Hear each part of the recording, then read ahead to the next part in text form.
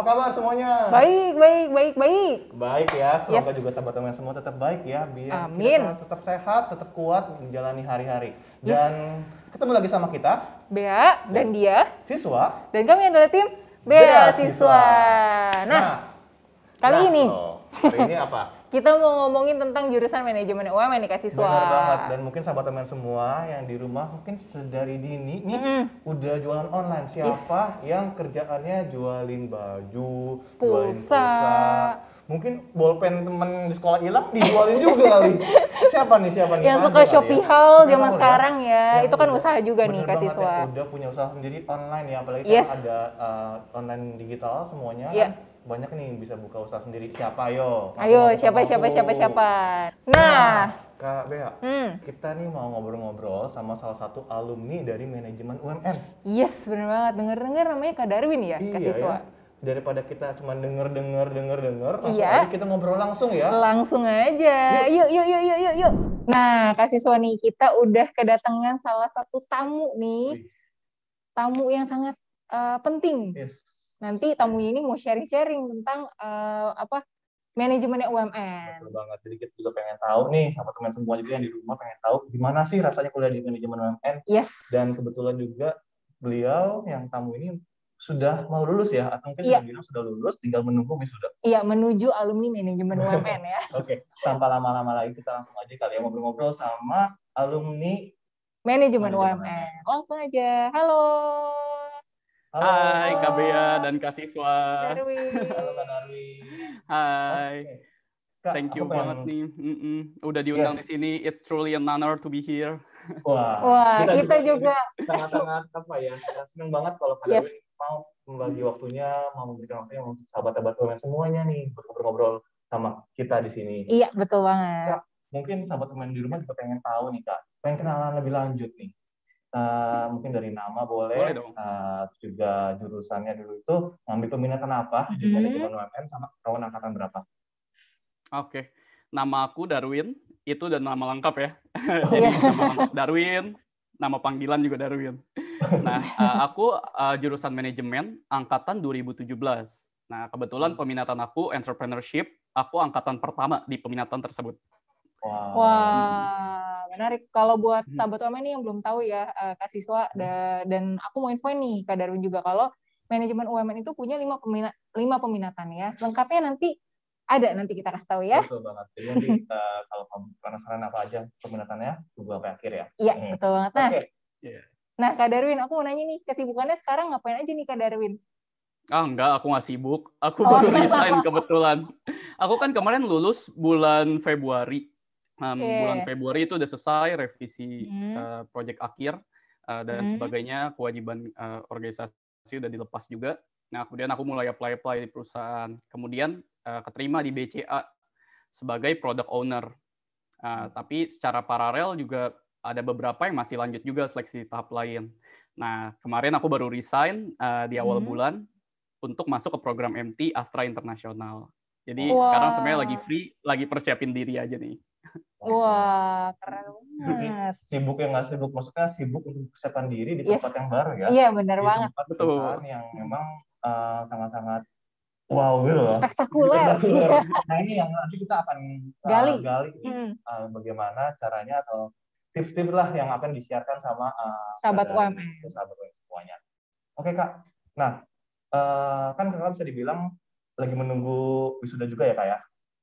Betul. Juli nanti. Juli nanti ya. Bulan depan nih akan ada wisuda nih kan untuk Kakak. Nah, bisa dibilang juga Kakak juga fresh grad nih. Nah, menurut Kakak nih, boleh mungkin di-share sama sahabat-sahabat semua, paling penting sih dimiliki oleh seorang mahasiswa atau fresh graduate, itu sebenarnya apa sih? Apakah skill-nya atau ilmu itu harus kayak gimana atau semacam apa? Mungkin boleh Kak? Sebenarnya sama ya. Baik dari kalau mau jadi profesional atau jadi entrepreneur, sebenarnya cuma ada 3 yang diperlukan yang akan dilirik sama perusahaan. Yang pertama itu attitude, itu nomor 1. Kita harus be nice sama semua orang, selalu senyum, membantu orang lain selalu. Attitude itu nomor 1, itu yang pertama kali dilihat. Yang kedua skill, itu udah pasti. Skill ini kalau misalnya kita ngomongin fresh grade ya, itu IP ternyata masih dipandang banget. Waktu itu UMN kan sering adain seminar-seminar nih. Aku rajin banget tuh ikut seminar gratis itu. Waktu itu manggil Ibu Laksmi Tobing, HR Director dari Unilever Indonesia, lalu pernah ikut seminar juga dari Ibu Nadia Sari. Dia HR Country Manager di Mondelez. Mondelez itu perusahaan salah satu snack terbesar di dunia ya, yang bikin Oreo, Cadbury. Ternyata unfortunately dalam komponen skill itu yang dilihat masih ada IP di dalamnya. Jadi ternyata IP masih dipandang penting banget supaya bisa dilirik sama perusahaan. Tapi jangan khawatir kalau misalnya IP jelek, karena setiap orang punya goals yang berbeda-beda nih, Kak Bea dan Kak Siswa. Ada yang pengen jadi entrepreneur, jadi yang dinilai waktu kuliah, yang dilihat waktu kuliah itu cuma ya banyak networking sama teman, ikut organisasi dan sebagainya. Mungkin IP nggak terlalu matter buat dia, ya itu nggak masalah, karena nggak bisa digeneralisasi juga ya, karena kan setiap orang beda-beda goals-nya. Nah, jadi IP penting, terus skill itu harus dilihat dari track record. Nah, waktu kuliah dibanyak-banyakin deh tuh, ikut organisasi, ikut lomba, kepanitiaan, dan sebagainya. Itu dari skill. Itu udah 2 ya, attitude sama skill. Lalu yang terakhir, passion. Nah, ini bisa dilihat nih, waktu di interview sama perusahaan. Sebenarnya passionate gak sih sama apa yang kalian ahli, apa yang kalian lamar di perusahaan ini sekarang. Contohnya aku tuh sebenarnya bagus di hitung-hitungan finance dan bikin projection, financial projection dan sebagainya. Tapi kurang passionate gitu kalau di belakang layar. Aku sukanya kan ketemu orang, extrovert banget.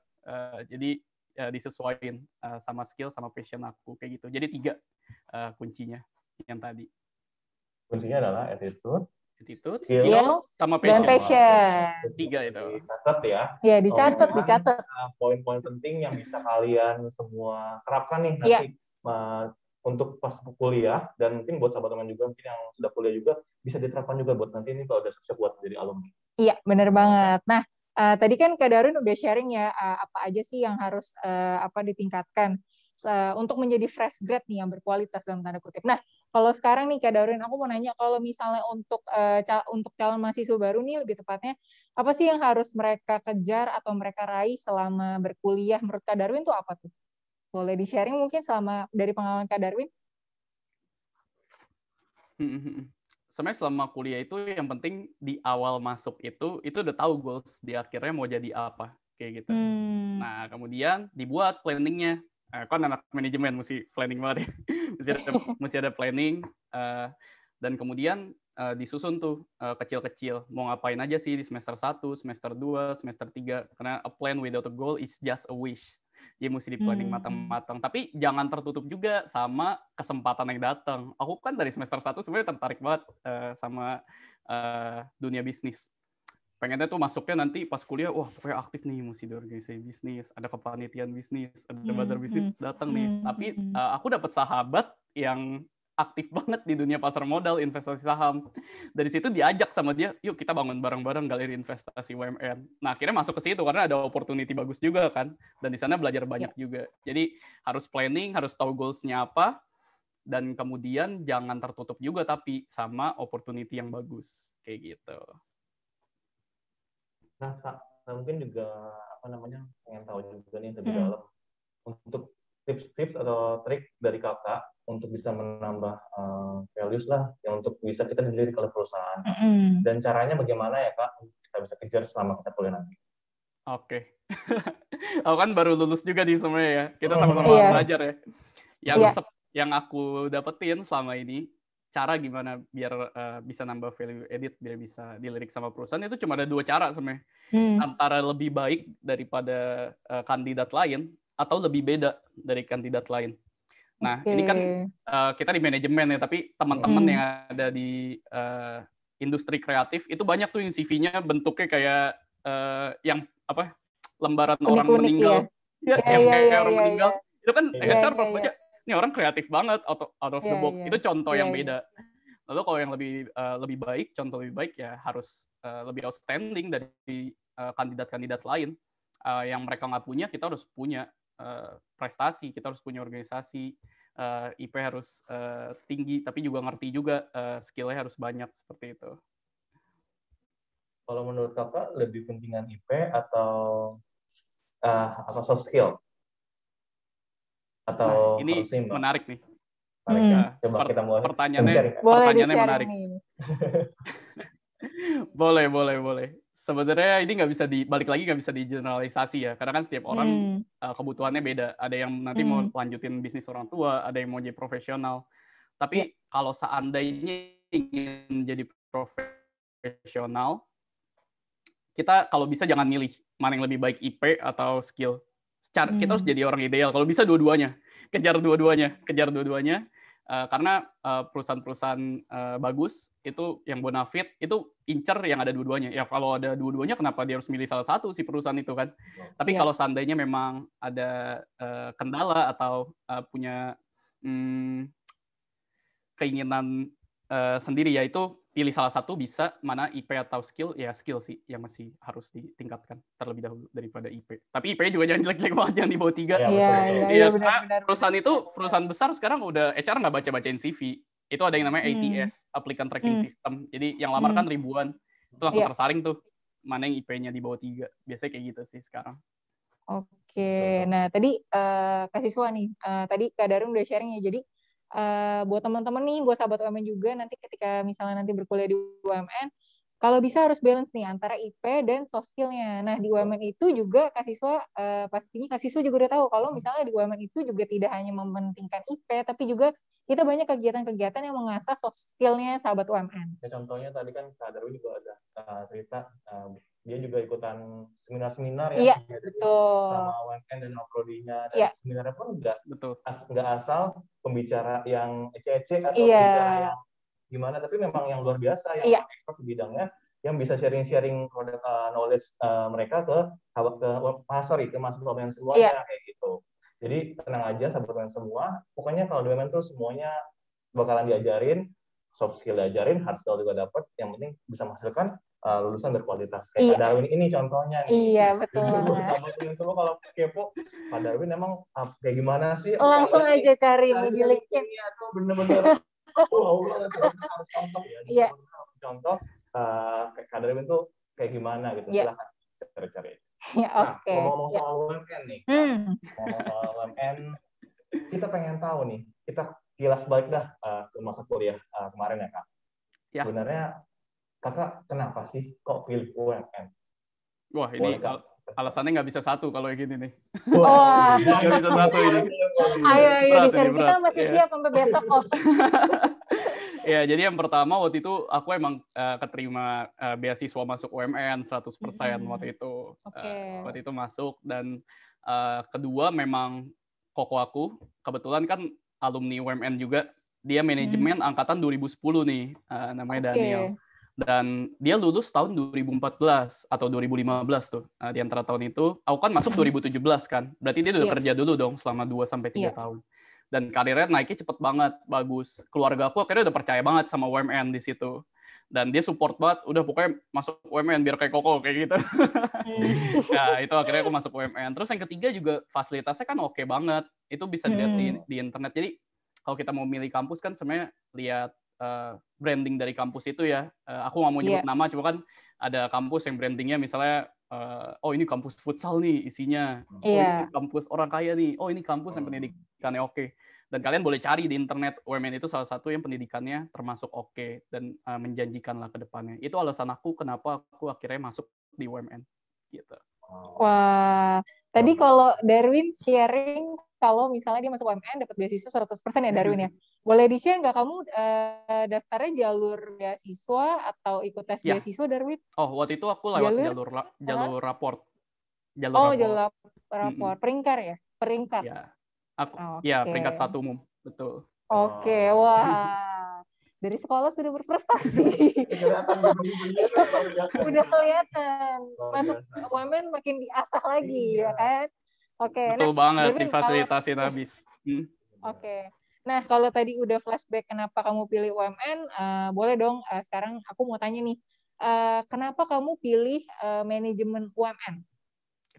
Kenapa pilih masuk jurusan manajemen ya? Karena dari SMP itu sebenarnya aku udah tertarik banget sama kegiatan bisnis sama marketing. Jadi apa aja aku dagangin, apa aja aku jual, aku suka banget.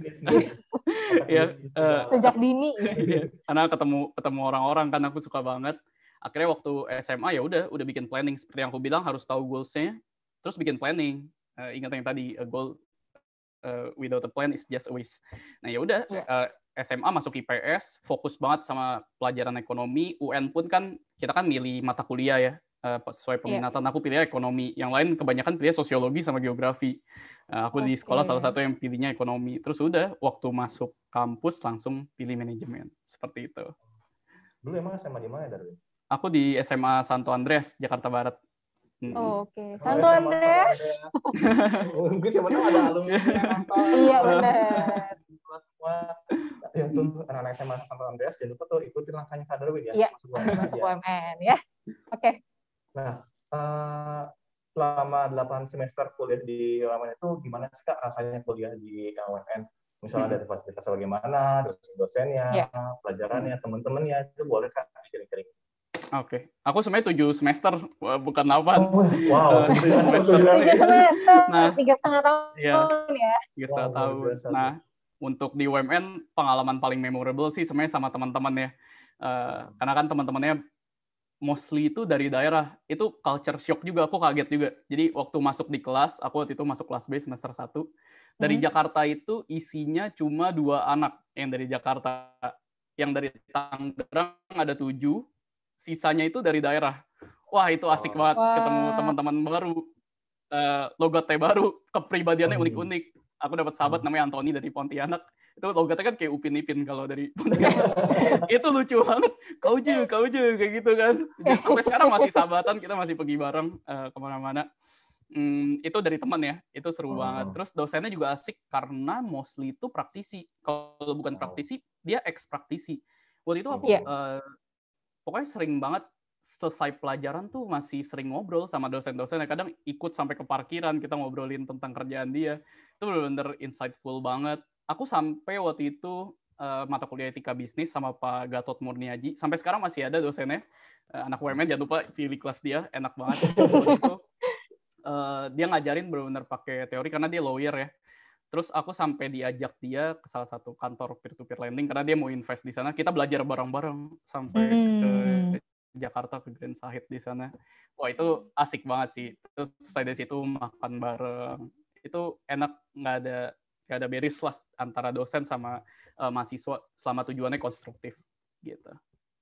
Kalau selama kamu berkuliah di manajemen UMN, ada nggak sih hal-hal yang kamu dapetin? Misal kamu suka mata kuliah apa, atau kamu pernah mewakili manajemen UMN untuk ikut lomba apa? Ada nggak nih Darwin? Boleh di-sharing? Oh iya, boleh dong. Jadi aku tuh mulai suka mata kuliah banget itu di semester 5. Karena kan udah peminatan ya, entrepreneurship peminatanku. Dan di situ aku merasa udah matang nih. Udah saatnya aku mulai berkontribusi balik nih buat UMN. Udah dapat beasiswa dari UMN. Udah saatnya aku giving back. Ya udah, aku daftar organisasi. Aku daftar lomba-lomba dari tingkat universitas sampai tingkat nasional. Dan itu dibantu banget sama student development, sama Mas Andri Baskoro itu, Mas Andri dari Mas Seto, Mas Andri Seto Baskoro itu dari student development. Itu aku sampai sering banget dikirim-kirimin line sama dia, ini Darwin ada lomba ini, ayo ikut, lomba ini ayo ikut. Itu biaya registrasi kan UMN support banget kalau masalah yang mau bikin mahasiswa semakin semakin bagus, semakin terasa skillnya. Itu registrasi ditanggung, kalau ada transportasi ditanggung juga, bahkan dikasih uang jajan juga kalau ikut lomba. Dan aku kebetulan beberapa kali menang, itu hadiahnya full untuk mahasiswa. Jadi benar-benar disupport banget sama UMN terkait ikut kompetisi dan sebagainya. Gitu. Kak Darwin juga denger nih dulu BPH di salah satu organisasi mahasiswa ya, Galeri Investasi KSPM. Betul tidak? Betul. Itu kemarin ada podcastnya juga kan di YouTube. Iya, penerus. Generasi 3 kemarin yang di podcast. Kakak dulu generasi berapa? 1 ya, Kak? Sebagai apa, Kak? Iya, aku 1. Waktu itu aku jadi badan pengurus harian, pengurus inti. Aku sebagai bendahara di sana. Jadi waktu itu galeri investasi kita kan ada di gedung C lantai 2 ya. Kita punya ruangan sendiri besar itu sebagai fasilitas langsung di bawah Bursa Efek Indonesia. Nah, terus sahabat aku ada namanya Jupriyadi. Nah, dia jago lah di pasar modal. Terus dia ajak aku, Win, ayo kita bangun bareng-bareng nih. Kita bikin awareness investasi di UMN. Kita ajak semua anak-anak supaya melek finansial. Ayo, langsung akhirnya kita bikin dari awal. Mantap. Seperti itu. Bagus. Mantap. Terus investasi sejak dini. Iya, bener banget. Nah, terus dengar-dengar nih Kak Siswa, aku pernah dapat selentingan info kalau Kak Darun ini juga pernah menang lomba ini ya, Kak Darun, boleh di-sharing nggak? Aku agak lupa tuh lomba apa tuh. Kak Darun boleh sharing mungkin? Masalah lomba entrepreneurship juga. Iya, betul. Ini aku menang lomba business plan competition tingkat nasional waktu itu. Kebetulan menang 3 kali sejak semester 5. Wah, keren banget. Bukan cuma sekali, 3 kali. Wow. Nah, Kak, kan Kakak masuknya entrepreneur nih ya kan? Iya. Terus Kakak juga mau masuk ke dunia profesional juga kan, di MT tadi di aset nasional. Iya. Apakah nanti Kakak rencananya atau mungkin cita-citanya mau bikin usaha sendiri juga nih atau sampingan untuk melanjutkan apa yang sudah Kakak kerjakan selama kuliah? Oh iya, itu pasti dong. Jadi waktu semester 5 itu sebenarnya aku bikin startup sama dua temanku.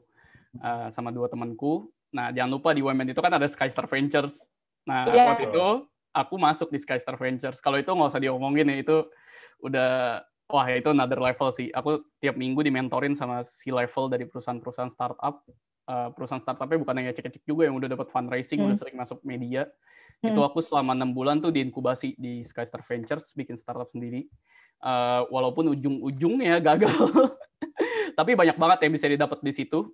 Dan waktu itu aku mikir, oke, kayak aku perlu nambah skill dulu nih di dunia profesional. Tapi untuk kedepannya pasti aku akan kembali lagi untuk jadi entrepreneur. Oh, Kak, justru dari gagal itu bisa belajar banyak dan akhirnya bisa tahu nih kesalahan aku sebelum itu seperti apa. Kita tuh harusnya meningkatkan di mana dan itu bisa jadinya satu batu loncatan buat karir Kakak, buat bisnis atau ke depannya. Yes. Yang penting kita tetap harus ada niat dan usaha sih untuk terus maju. Dan Kak, aku juga pengen tahu nih Kak. Betul banget. Kan tadi Kakak juga udah sharing nih, harus aktif selama di kuliah, kan ikutan organisasi, ikutin penelitian, ikutin lomba-lomba, itu juga sangat-sangat berfungsi atau berguna buat apa ya, memperindah CV juga kan, buat menambah value juga Kak ya, buat nanti masuk ke dunia kerja nanti kayak gitu sih Kak. Dan sebenarnya mungkin yang agak ditanyakan sama sahabat kalian semua, gimana sih Kak cara bagi waktunya antara kuliah dan aktif kepanitiaan ataupun organisasi ataupun lomba-lomba kayak gitu, cara bagi waktu yang baik itu menurut Kakak bagaimana Kak? Oh, ini harus pinter-pinter nentuin prioritas nih. Tahu mana yang penting, tahu mana yang urgent. Aku biasa pakai framework Eisenhower Decision Matrix.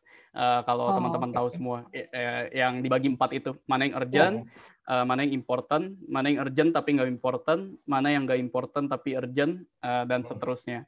Nah, aku biasa pakai decision matrix itu untuk nentuin mana sih yang harus dikerjain duluan, mana yang bisa nanti, mana yang bisa didelegasiin ke orang lain. Nah, itu harus ngerti. Dan hampir semua kegiatan aku di kuliah, aku pakai itu dan terbukti itu ampuh sih untuk bagi-bagi waktu. Karena kan waktu kuliah aku juga selain kuliah, aktif organisasi, aku ikut lomba juga, terus aku kan kerja freelance juga di Sabtu Minggu sebagai wedding organizer. Jadi masih bisa tercater kok, jangan khawatir teman-teman, bisa kok. Buktinya sekarang bisa lulus 7 semester, 3,5 tahun, bisa langsung dapat kerjaan yang luar biasa. Ini udah bukti contoh nyata.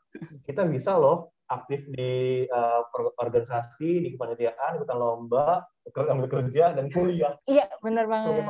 Bisa. Itu adalah kuliah sebenarnya kayak mahasiswa cari ilmu. Tapi semuanya ini itu bisa didapatkan selama kitanya juga tahu prioritas dan bisa membagi waktu. Iya, betul banget. Jadi sahabat UMN juga mungkin banyak ya kalau sahabat UMN mungkin yang baru mau masuk kuliah pengen ikut ini itu karena penasaran. Tapi sahabat UMN tahu tadi kayak yang kata Kak Darun sharing. Jadi tahu mana yang prioritasnya. Jadi bisa bagi-bagi waktu nih sahabat UMN ya.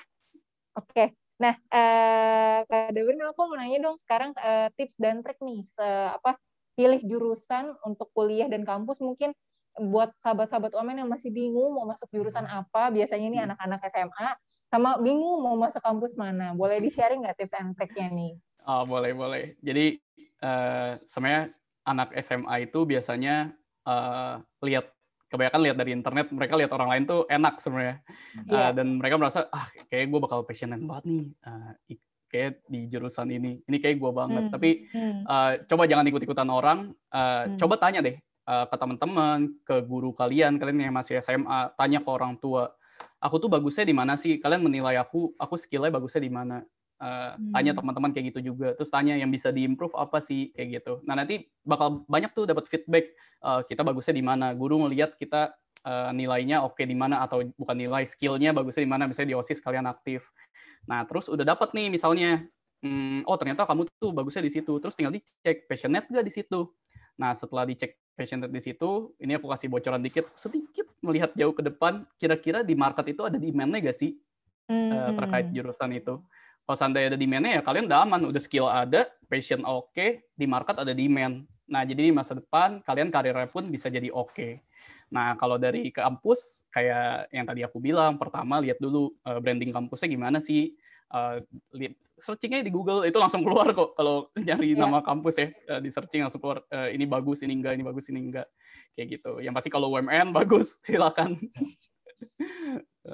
Seperti itu. Sudah terbukti. Itu jelas banget.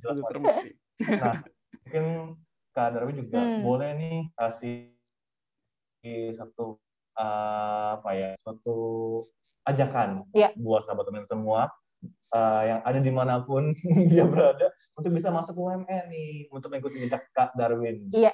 Oke, siap Kak Bea dan Kak Siswa. Jadi ini kita ngomong udah lumayan lama ya. Kalau teman-teman calon mahasiswa baru ini udah nonton sampai akhir, berarti kan ada ketertarikan sebenarnya untuk masuk UMN atau masuk jurusan manajemen. Ya, go for it. Kalian udah denger gimana testimoni aku, itu jujur banget. Silakan menilai apakah cocok dengan kalian. Balik lagi ya, masing-masing orang beda. Seandainya cocok, langsung daftar. Daftar gitu. Sekarang ya. Daftar sekarang mengikuti jejak Kak Darwin ya. Jelas banget gitu. Dari brandingnya, dari promosinya itu sudah sesuai sama apa yang sudah didapatkan juga yang sebenarnya di UMN. Hasilnya bisa dilihat sendiri nih, Kak Darwin salah satu alumni yang sukses dari sekian banyak alumni UMN yang sukses. Iya. Mungkin sahabat semua tepuk tangan dulu. Kita wasilkan. Oke, Kak Darwin, terima kasih. Thank you, Kak Darwin, untuk sharingnya. Sangat bermanfaat banget buat sahabat UMN, buat kita pun bermanfaat ya. Kita sama-sama belajar. Iya, sama-sama belajar. Karena belajar itu nggak mandang usia ya. Buat Kak Darwin yang sharing-sharing ke kita, biar sahabat UMN semua catat ya, denger ya. Jadi inspirasi nih dari Kak Darwin. Sukses juga buat Kak Darwin nanti untuk program MT di Astra Internasional. Thank you banget, mohon doanya. Bisnisnya nanti kita yakin pasti bisa jadi salah satu CEO startup yang terkemuka di Indonesia. Yes, betul banget. Amin. Dan jangan lupa nanti main lagi ke UMN. Betul, main-mainnya ke UMN ya, Kak ya. Siap. Oke, thank you, Darwin. Thank you. Stay safe. Nah, itu dia tadi sahabat UMN sharing dari Kak Darwin, dan insightful banget ya Kak Siswa ya. Betul banget. Kita nih udah nggak sabar banget nih untuk join sama manajemen UMN. Apalagi sekarang manajemen UMN yang di dalam naungan Fakultas Bisnis UMN sudah secara resmi diterima sebagai member dari European Foundation for Management Development Network. Jadi sangat keren banget ini manajemen UMN. Bener banget, nggak usah ragu lagi masuk jurusan manajemen UMN, langsung aja daftar di www.umn.ac.id. Dan kalau misalnya nih kamu mau ikutan tes beasiswa, langsung aja pantengin informasinya di www.umn.ac.id dan di Instagram ada di @Universitas Multimedia Nusantara dan di @pmb.umn dan di Facebook dan YouTube nih kalau misalnya kamu mau lihat podcastnya UMN yang lainnya di Universitas Multimedia Nusantara. Dan yang terbaru kita ada TikTok, ada di TikTok @join.umn. Yes. Jadi tunggu apa lagi? Jangan lupa untuk ikutan tes beasiswanya atau jalur masuk UMN lainnya dan juga join ke manajemen UMN. Sampai ketemu di UMN dan di jurusan manajemennya UMN. Sampai jumpa. Bye bye.